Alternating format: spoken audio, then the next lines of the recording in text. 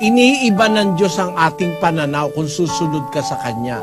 Nilalagay niya doon sa divine plane, doon sa kaisipang makadiyos, sa kaisipan o sa kalagayang inaalis niya tayo doon sa mababang kalagayan na parang hayop. Ine-elevate niya tayo sa isang plane of life na ma-realize natin yung pagkakaiba ng physical at saka ng spiritual.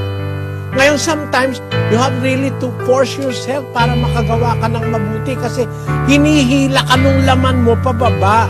Hinihila ka naman ng espiritu, yung pagkakilala mo sa Diyos, yung pagkatakot mo sa Diyos, hinihila ka naman sa upper level of learning para gumawa ka ng mabuti. Ang tanong mo, kung parang napipilitan ka lang, parang nag-i-struggle ka lang para makagawa ng mabuti, okay ba yon? Sa aking paniwala, okay yon. Pakinggan mo sa unang Korinto, Kapitulo 9, 16. Sapagkat kung ipinangangaral ko ang Ebanghelyo, ay wala akong sukat ipagmapuri, sapagkat ang pangangailangan ay iniatang sa akin, sapagkat sa aba ko kung hindi ko ipangaral ang Ebanghelyo. Sapagkat kung ito'y gawin ko sa aking sariling kalooban, ay may gantimpala ako. Ngunit kung hindi sa aking sariling kalooban, ay mayroon akong isang pamamahala na ipinagkatiwala sa akin. Ano ang nararamdaman ni Pablo pag nangangaral siya ng Ebanghelyo?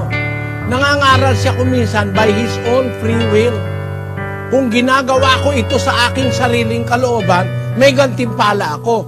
Ngunit kung hindi sa aking sariling kalooban, ibig sabihin otherwise, pinipilit niya yung sarili niya para gawin yon, kaya niya ginagawa. Dahil meron akong pamamahalang ipinagkatiwala sa akin. There is a responsibility laid upon me. There is a commitment that is in me. Kaya kuminsan, kailangan, parang ako rin, kaya ako naiintindihan ang ibig sabihin ni Pablo. Naiintindihan ko kasi ito sa sarili ko. Meron akong pleasure mangaral.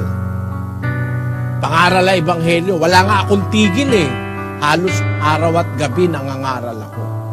Kaya lang kapatid, may mga panahon, parang nararamdaman ko, pagod ako. No?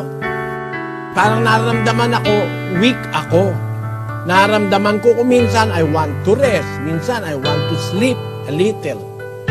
Pero napupwersa ako na wag mo nang umiglip, wag mo nang matulog, wag mo nang magpahinga kahit pagod ako.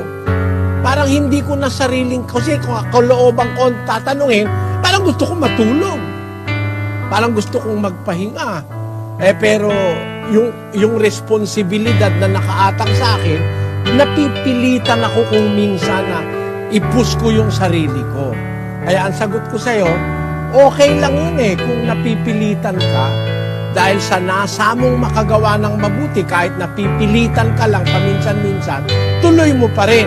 Kasi pagka napipilitan ka, tinutuloy mo, masasanay ka.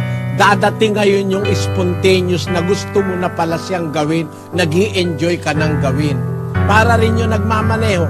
Sa umpisa, di ka pa marunong, para napipilitan ka magmaneho, hirap na hirap ka magkambyo, hirap na hirap ka tumimpla nung silinyador, dahil minsan mabibilis, minsan maalis mo agad yung paa mo, machochok yung mapamatay yung makina.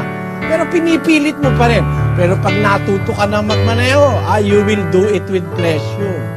Okay lang ba kung napipilitan ka? Pag napipilitan ka, tuloy mo lang. At darating ang araw, hindi ka na mapipilitan. Darating ang araw, mapapamahal na sa'yo yung Diyos na sinusunod mo at gagawin mo na yun ng buong puso.